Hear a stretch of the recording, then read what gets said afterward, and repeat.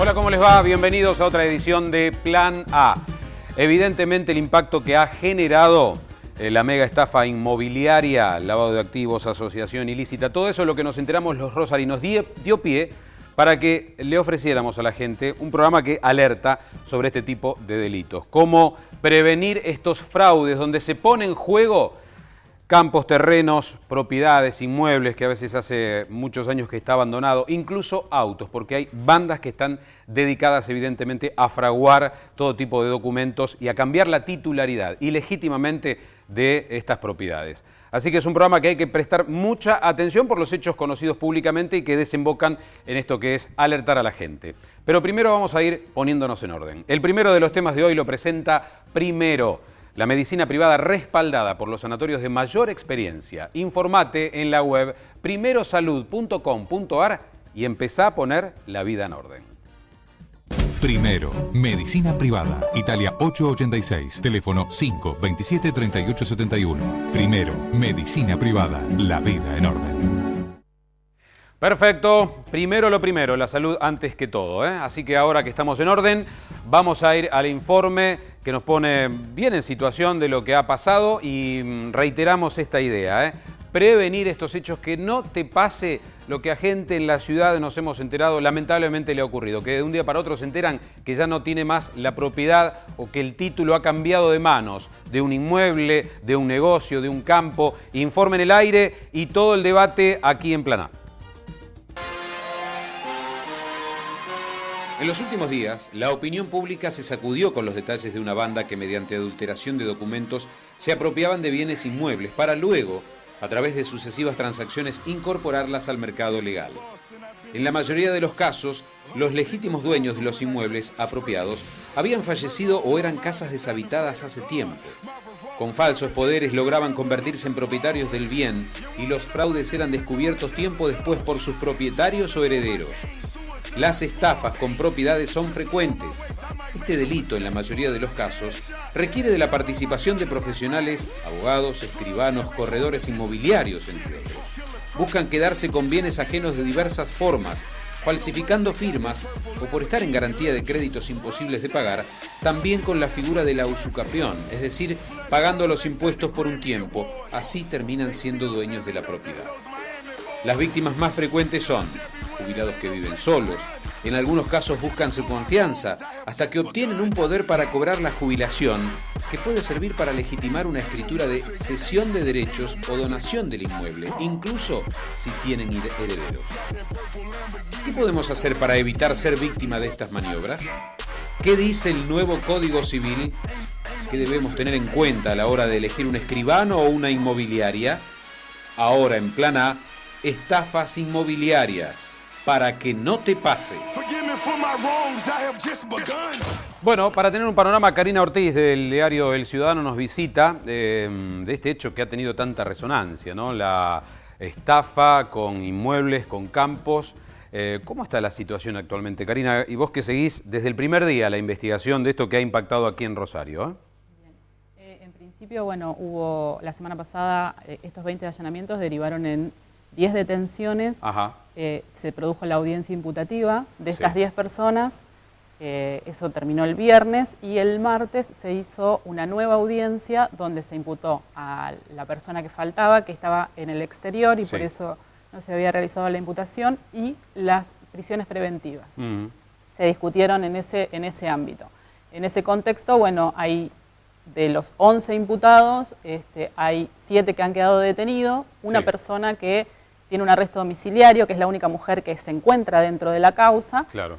Esta persona tiene ese beneficio, por decirlo de alguna manera, porque bueno, cumple con unas características que da la ley, que tiene que ver con que es mamá y con que su esposo también está imputado en la causa y no hay quien se haga cargo de esa criatura. Y hay 2 personas que obtuvieron la libertad bajo una fianza de 800.000 pesos que debieron depositar en el banco a los fines de poder obtener la libertad. Claro.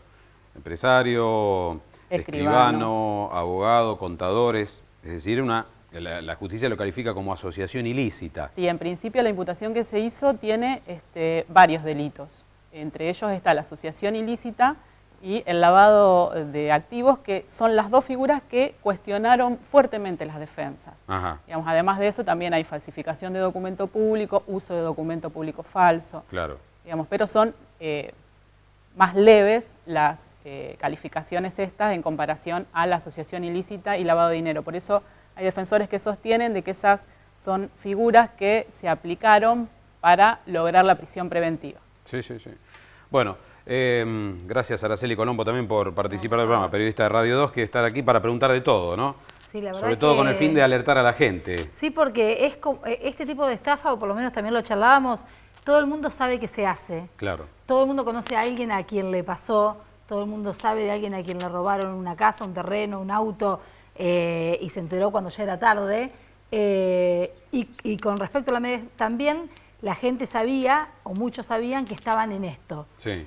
Pero también pasa que en el fondo la gente dice, esto no va a terminar en nada. Claro. Porque los propios abogados de la defensa dicen, dentro de un tiempo nos vamos a estar riendo de esto que pasa. Y ese fraude queda firme, lamentablemente. Firme. Y tenés la cola de víctimas, de gente que ha perdido, lamentablemente, Porque acá propiedades. estamos hablando de uno o dos casos, pero hay un montón de gente. Bueno, yo soy víctima de uno de esos casos. ¿Te pasó? Y me ¿En tu pasó familia? en mi familia un terreno que supuestamente mi papá, después de 15 años de muerto, cedió a otra gente y hoy ocupan ese lugar. ¿Ustedes se enteraron? Y nos enteramos porque llegó el impuesto a nombre de otra persona. Claro. Esa es ya una de las eso. defraudaciones que se Claro. utilizaban, digamos. El fiscal definió dentro de la imputación que había como 3 clases de maniobras, digamos. Claro. Una era la otra era directamente la usurpación violenta, digamos. Hay un caso puntual dentro de las imputaciones que hizo que se presenta gente armada y Toman el lugar. Toman el lugar por la fuerza. Tenemos varias formas, entonces, por lo que ustedes están observando. Y el doctor Guillermo Peirano, especialista en Derecho Civil, profesor universitario, que ha sufrido en carne propia también la acción de estas verdaderas bandas, ¿no? Que cometen este tipo de delitos. ¿Qué pasa con la ley, doctor Peirano? ¿Por qué ocurren estos hechos? Bueno, esto es... Lo metimos en un lío, me ¿Por parece. qué? ¿Por qué ocurren? Sí. Bueno, primero ¿Cuál es la ocurren puerta de entrada? ¿Qué se aprovechan esta primero es la gente? naturaleza humana. Arranquemos del Arranquemos principio. por ahí. Primero es la naturaleza humana. Yo diría que más por qué ocurren, porque indudablemente siempre van a ocurrir hechos delictivos. Claro.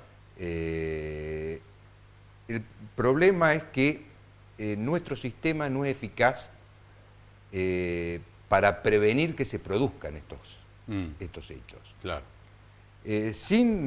Con absoluta prescindencia de los casos puntuales, ¿no? Sí, sí, sí.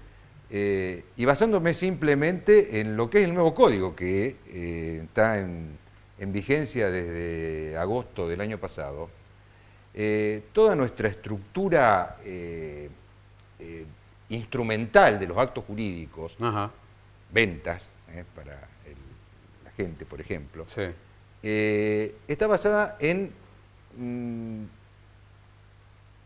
la estructura instrumental en el soporte papel y en la firma. Ajá. Esto puede ser tanto en instrumentos públicos como en instrumentos privados, que son una variedad de los instrumentos particulares. Claro. Y en una sociedad como la actual, que es una sociedad de masas, Sí. y en una sociedad donde la tecnología ha tenido un impacto y tiene un impacto del que todavía no nos damos cuenta, ¿cómo recaudo la firma en un instrumento? Es algo casi risible. Hay mucho de buena fe, hay mucho de credibilidad. Hay muchas cosas que no pueden, o sea, que en una sociedad Claro. de masas Claro. no pueden existir más. Guillermo, habría que perfeccionar entonces el sistema. Está muy endeble entonces. El por sistema lo- es endeble. Claro. La segunda pata Mm. de esto es que ese sistema endeble tiene su correlación en un sistema judicial que es sumamente endeble, sumamente ineficaz. Porque las causas judiciales, tanto civiles como penales, Sí, suelen demorar mucho tiempo. claro. Las causas civiles especialmente, y más allá del resultado que puedan tener, sea cual sea el resultado, una persona Sí. puede estar años esperando justicia. Ahora, Guillermo, esto de que el nuevo código, ya que lo mencionó, quien compra a una persona que no es legítimo dueño, Sí. el que compró de buena fe, ¿qué pasa según el nuevo código? Esto era tanto en el viejo código como en el nuevo. ¿No se modificó? Sí, se modificó porque ahora es un texto más claro. No me diga. Antes era el artículo 1051, ahora es el artículo 392.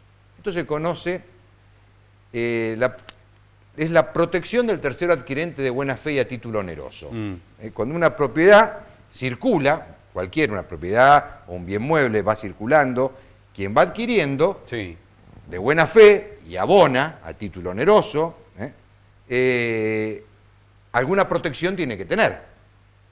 Si existe algún problema en la cadena anterior de transacciones. Pero esto tiene un límite. Este límite está en el último párrafo en forma expresa del artículo 392 y es lo que se conoce como una variante de las adquisiciones a non domino. Esta protección no rige cuando quien aparece vendiendo no es el dueño. Ajá. Y pero ¿cómo? Yo quiero comprar una propiedad. Sí. ¿Cómo sé que atrás, en la cadena para atrás, no hubo una estafa, no se la sacaron a alguien? Que aparentemente los ¿Cómo? papeles están en regla. Claro. Ahí- Voy a comprar un terreno chiquito para construirme Claro, mi casa, pero no una mega... La ley tiene que elegir. No puede darle solución a todos. Se protege al tercero adquirente de buena fe a título oneroso, a menos que el que vendió originariamente no sea el dueño. Hay otras causales de ineficacia o nulidad de los actos jurídicos, como puede ser que no tenga capacidad, Claro. o que tenga algún tipo de restricción a su capacidad. Bueno, ahí sí el tercero adquirente va a estar protegido. Pero si el que vendió no es el dueño, no está protegido el tercer adquirente. Bueno, en Bueno, esta esto- historia, sí, Araceli. Esto complica un montón de gente Claro, sigue la incertidumbre. que compra sin saber, sin consultar también. Y en este caso, Virginia De Vita como escribana, ¿qué rol cumple el escribano? ¿Por qué también están afectados en estas maniobras delictivas? ¿Qué tiene que saber la gente, Virginia? En función de lo que estaba diciendo Araceli, esto de qué recaudos tendría que tomar la persona, ¿qué hace? Claro. Como dice el doctor, bueno, es de buena fe. Bárbaro. Probablemente la persona concurre al escribano para que le haga las averiguaciones previas, pero ¿qué es este escribano? Como vos decías, ¿qué es escribano? El escribano es la persona que, lo podríamos decir que por delegación del Estado, tiene la potestad para dar fe, lo que se llama la fe pública, dar fe de lo que sucede en su presencia o percibe por sus sentidos superiores, se le llama, ¿no? Es real, tiene la presunción de veracidad. Realmente yo podría, como escribana, constatar el estudio en el que estamos en este momento, que hay determinados elementos. La persona que quiere ir a comprar, Araceli quiere ir a comprar un inmueble, entonces, la presunción que va Pero si a falla tener... tu presunción, Si falla, ¿pero qué sucede? escribana. Ante la Claro. compra del inmueble, como escribana, ¿qué tendré que hacer? Pedir los certificados del registro de la propiedad correspondiente, a catastro de la provincia, tendré que hacer un estudio de título con la escritura anterior, me tendré que remontar 20 años para atrás, hay algún embargo, alguna inhibición, es realmente titular, como dice el Todo doctor con el objetivo Peirano. de comprobar que esto no se hizo Claro, fraudulentamente. la función del escribano, digamos, más allá de dar fe de lo que sucede, Sí. es asegurar que esa casa realmente es de quien dice ser Sí. y llega a la persona que está queriendo comprarla en este momento, ¿no? ¿Y crees, como Guillermo, que es un sistema endeble donde la firma, el papel hoy día que se imponen Totalmente. para evitar un acto inescrupuloso no alcanza? Sí. Entonces hay un alto riesgo ¿Qué a la hora sucede? El de ser escribano, víctima. que si nosotros pensamos en lo que era la función del escribano en sus inicios, que se inicia, podemos hablar de Egipto, donde era el escriba. Bueno, llamen al escriba para que deje... Claro, Y básicamente la deje función sigue mención. siendo la misma. Que de- Es lo F. mismo, de que yo le quiero que el faraón le quería dejar a una de sus esposas tal bien. Claro. Entonces, el escriba. Hoy en día el notario, el escribano. Entonces... ¿Y qué debería hacerse entonces para perfeccionar el sistema y brindar a la gente mayor seguridad? Para perfeccionar el sistema, yo creo que más allá de lo que dice el doctor respecto a la firma y al papel, digamos, a lo mejor mayor cantidad, si bien es más burocrático, Sí. pero digamos, mayor cantidad de certificados, de averiguaciones, Ajá. digamos, respecto al inmueble de la persona, porque en muy poquitos casos se solicita un certificado. ¿Está concursado? ¿No está concursado? ¿Qué sucede? Claro. Me presentan un poder, usted me dice que es representante de tal persona, pero es un poder del 80 y pico, del 82. Claro, hay que bucear más. ¿Y alguien controla a los escribanos? ¿Hay un organismo que...? Tenemos, digamos, nosotros nos colegiamos, más allá de que el registro lo otorga la provincia, el Colegio de Escribanos nos inspecciona en determinadas épocas del año.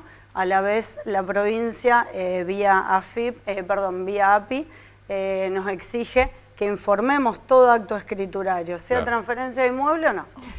José Elena es presidente de Cadero, de la Cámara que agrupa inmobiliarias, y generalmente cuando arranca la investigación y alguna inmobiliaria por allí puede haber en este tipo de maniobras. José, ¿qué hay que alertar para dejar a la gente que opera este tipo de transacciones, el rol de la inmobiliaria en este caso? ¿Cómo ve el tema? Bueno, en este caso, Gustavo, no hubo inmobiliarias involucradas, pero yo creo que acá, más allá de que coincido con lo que dijo el doctor y la escribana, que el sistema tal vez no es el ideal, acá nos encontramos ante individuos estafadores, inescrupulosos. Es decir, más allá de que sean escribanos, que sean contadores, sean con la entidad que lo hagan.